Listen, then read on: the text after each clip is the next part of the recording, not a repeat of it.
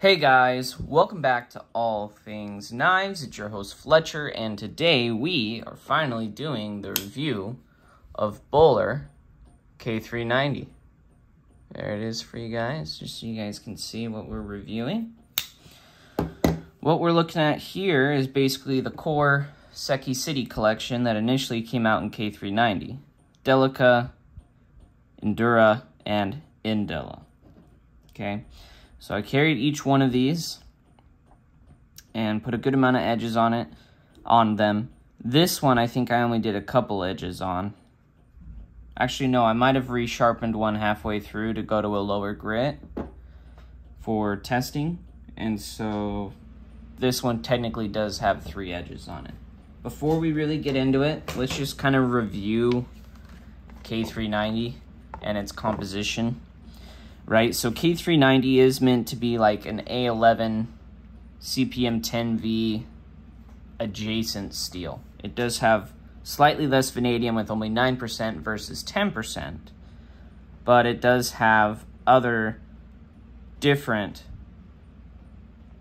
alloying elements in it that do kind of boost some of the attributes over maybe some of the other A11 tier steels, such as making it tougher, more edge stability. Okay, so most of the examples you will see from Seki City are going to be like in the 65 to 66 region. They did do a USA run of the K390 that was, I think, like 62 to 64, kind of in that range, and it does change the attributes of the steel a little bit. Personally, in terms of the lower Rockwell, don't have anything personally that I can compare it to, but there are people who have tried both, and they have said that it's basically like 2 different steels, having it at one Rockwell versus having it at another. So K390 composition, this is a Böhler steel, so it's a European steel. We have 2.47% carbon, we have 0.55% silicon, manganese is 0.4%, chromium is 4.20, most likely going to be for some stain resistance. Some of it may end up being carbide, chromium carbide.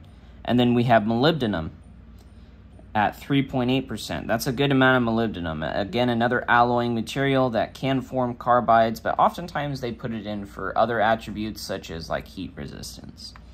Vanadium is at 9%. That's a good amount. That's a good amount of vanadium. That means this guy's going to hold an edge for a long time. And then you have 1% tungsten and 2% cobalt. Cobalt is normally something that helps boost the attributes of other alloying minerals, or I should say elements in the steel.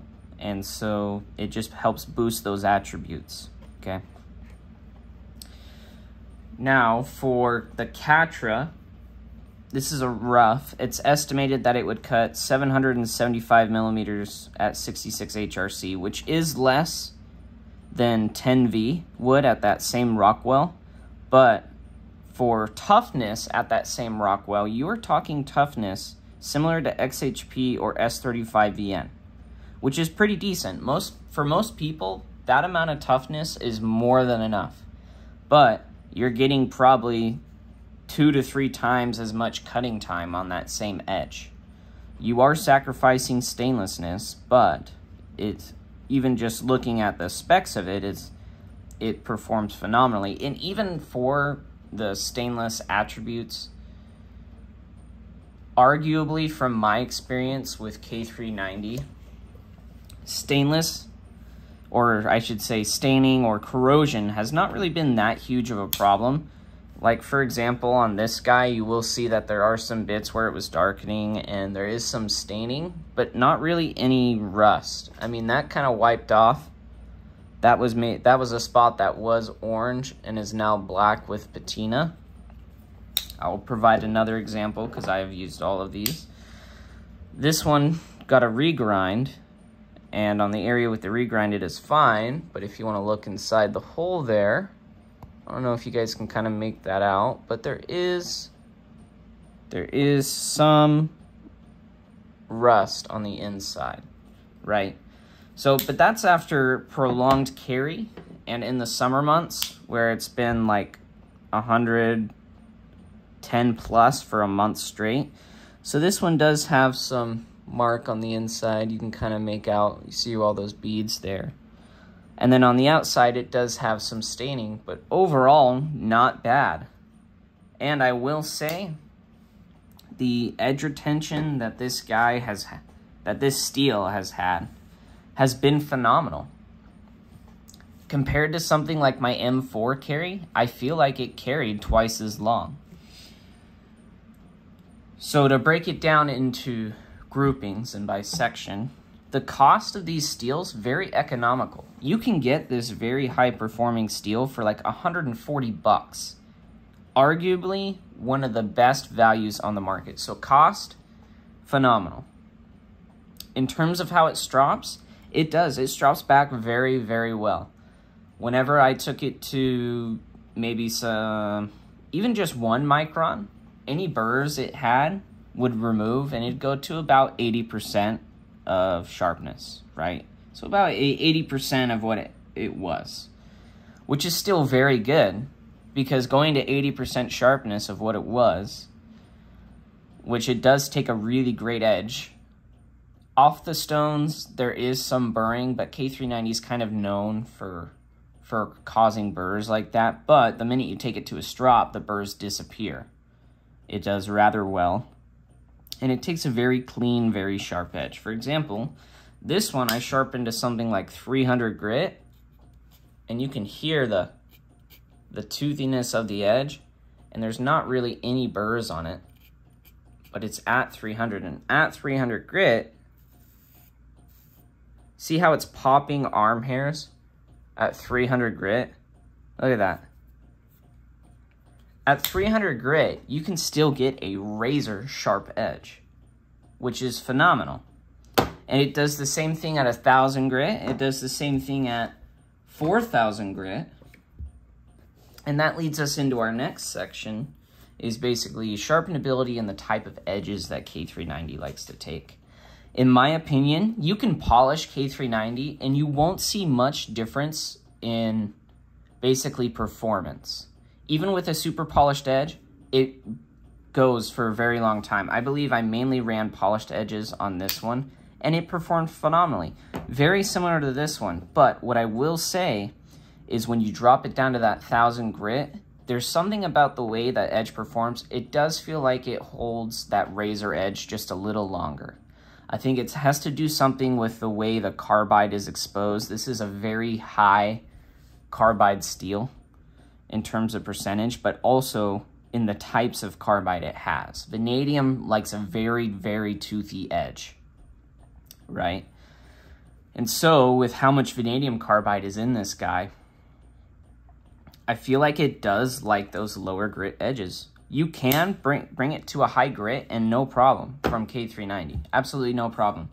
But I feel like it does elevate your edges. You get that toothier edge that just grabs and cuts.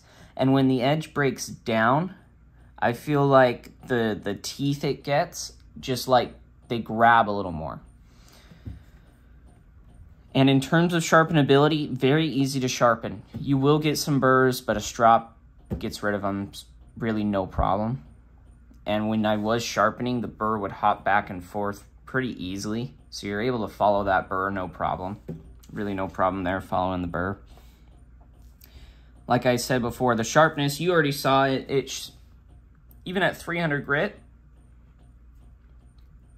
shaving sharp is not a problem at 300 grit. Neither is it at 4,000, neither is it at 1,000.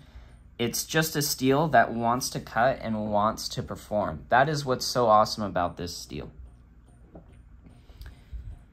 In terms of stropping, kind of already covered it. It strops back really nice.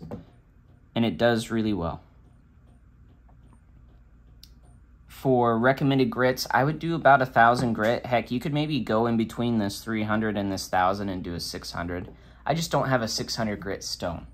So I don't really know how it performs at 600, but my guess is it would be kind of a blend in between these two in terms of the way the edge is.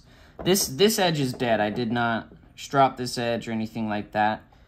But here's the thing, even with the edge being dead, right, the only reason I counted this edge as dead is it won't reliably cut paper, but there are times where I'll go back to the same area and cut paper and it'll go through it.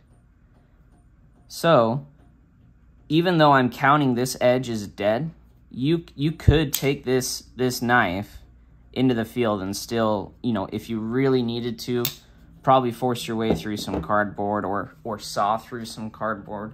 It's just in terms of the criteria for the channel, it did not pass them, but it still has that bite, and it's still going to continue to perform. That's what's really awesome about this steel.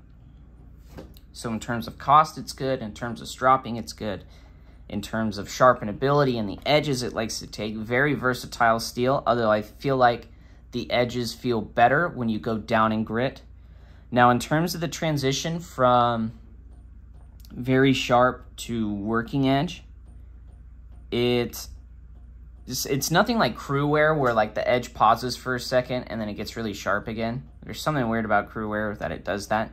It's really more like it just transitions from really sharp and then it just slowly degrades over time. It just slowly gets less sharp. So it's kind of like when I did my Nitro V, how Nitro V just stayed really sharp and then it just slowly degraded over time, right? So kind of reminds me of that, which is not a bad attribute to have in the steel. You kind of know exactly where your edge is at all times, right? You kind of can tell when your edge is starting to dull. You can kind of break down the progression.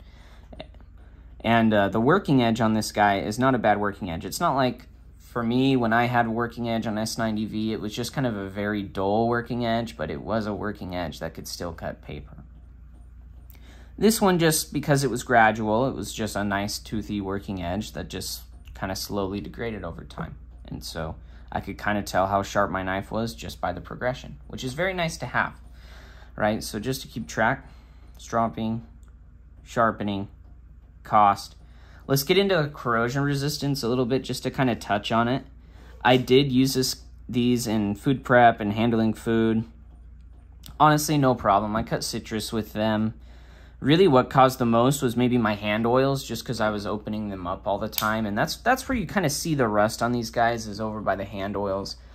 I originally, when these were storing and not being used, they were covered in corrosion inhibitors, and then when I started to carry them, I wanted to see how over time this steel would hold up.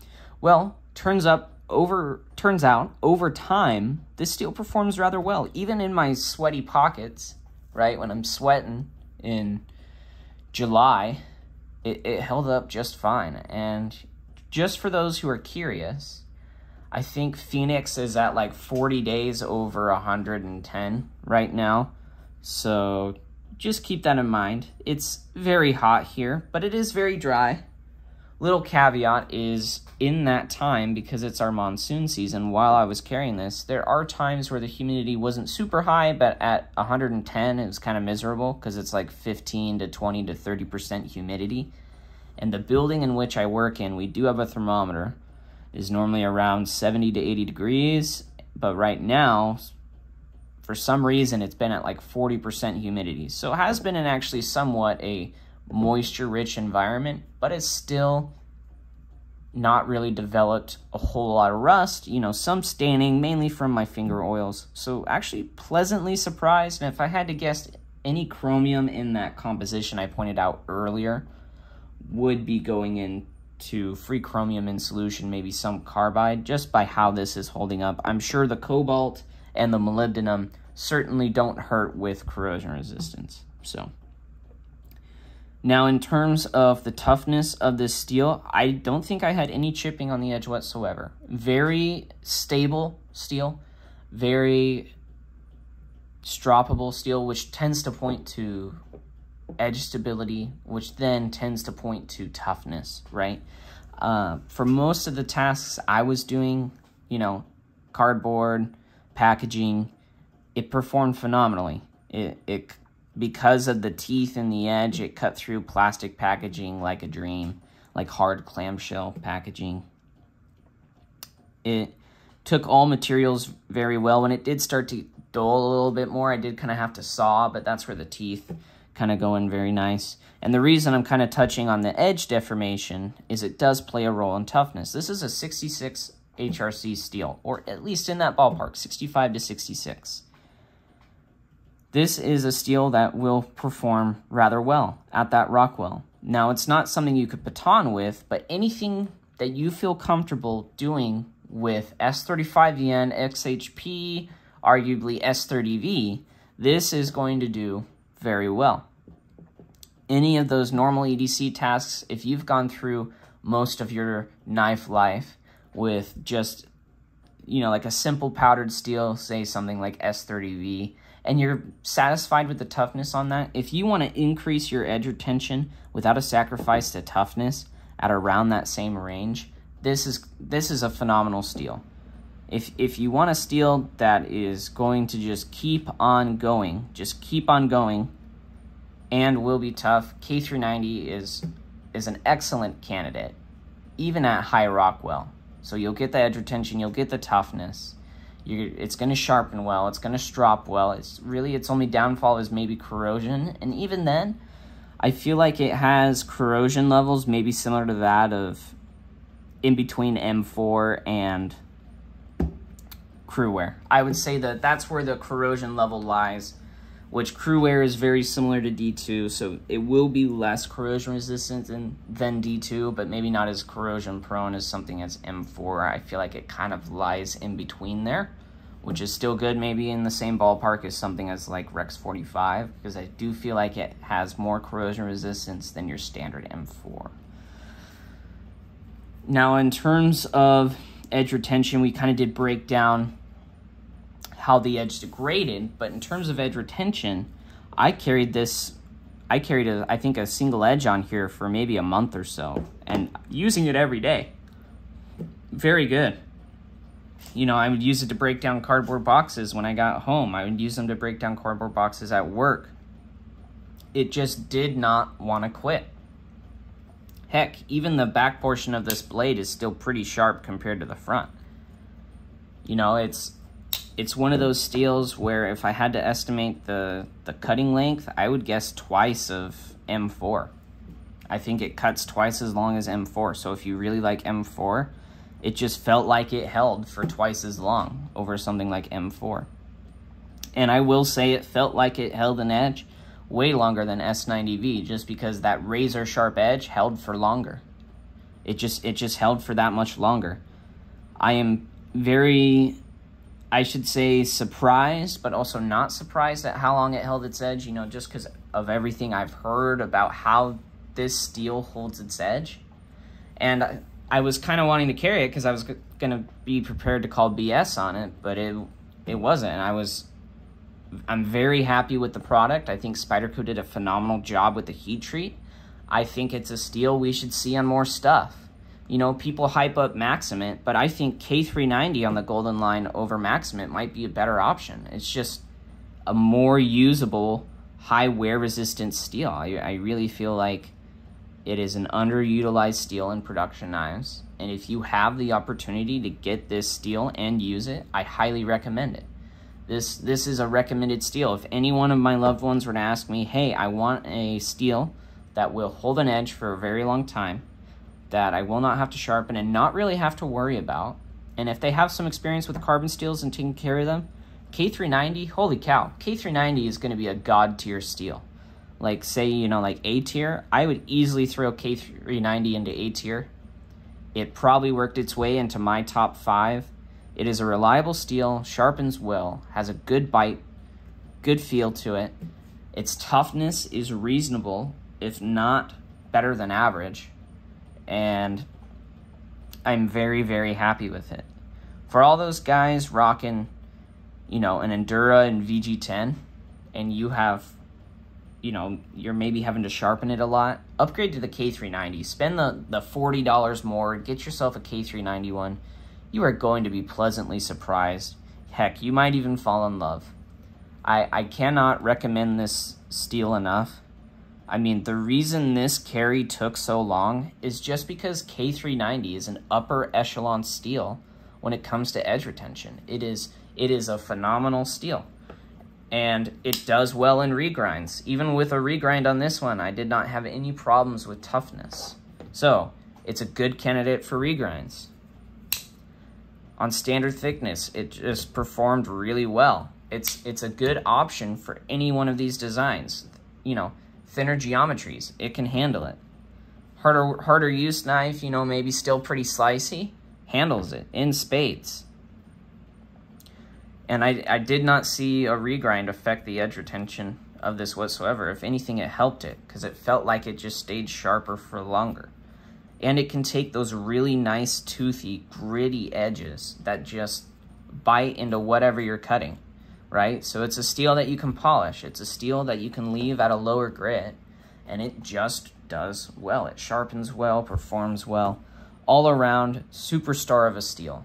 I cannot recommend this steel enough to you guys. Definitely in top 5.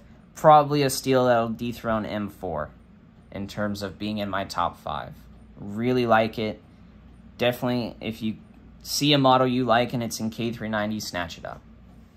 As always, guys, thank you guys so much for watching. If you have any questions about this steel, maybe any stories about this steel, leave it down below. Maybe tell me your favorite edge progression. My favorite one was probably doing it at 1000 grit, dropping to 1 micron just a couple times on each side. Razor sharp, but not too polished. I feel like it's a steel that does rather well. Any questions, comments, shoot them down below. If you did like this video, go ahead and leave a thumbs up. Maybe any stories of K390, shoot them down below. If you did like this video and you found it helpful, let me know. Any questions, feel free to ask. And if you aren't subscribed, please subscribe. But most importantly, ladies and gentlemen, don't you forget to stay sharp.